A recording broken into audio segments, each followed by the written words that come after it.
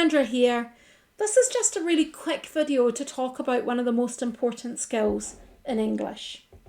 And you'll often wonder, your English teacher will say something like, oh, the poet's trying to say this, or the writer's trying to say that, and you'll think to yourself, how do you get that from what that says?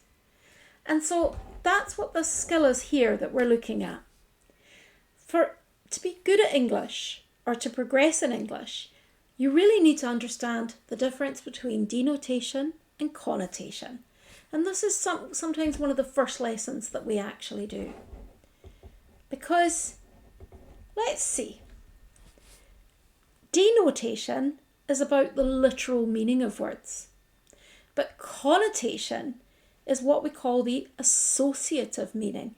And to associate something means that when you hear a word, you're going to connect it with a feeling or an idea. And that connection could happen because of your culture, that within your culture, there's this complete connection that maybe doesn't exist in other cultures.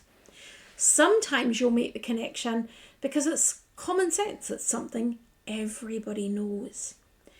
Or sometimes you'll make it because you've seen a film, or it's a kind of a common idea in media. And so the point is that when you are dealing with words and meaning in English, it's not always the straightforward literal meaning that we want you to deal with. It's that associative meaning that gets the marks.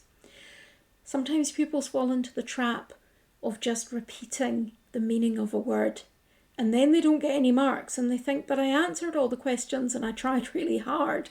And it is frustrating. It is frustrating. So you need to be able to get this idea of the fact that we're asking about the associative meaning of something or the connotation. So literal meaning is objective and explicit. Emotional and cultural associations, though, are sort of lying in our brain ready to be triggered when we see that word. You'll find the literal meaning in dictionaries, but actually sometimes the associative meaning will vary depending on what context it's used in. So I just want you to sort of think about this chart. We don't have any examples yet, but once we get into the word choice analysis, I'm going to show you lots of examples and I'll refer back to this again.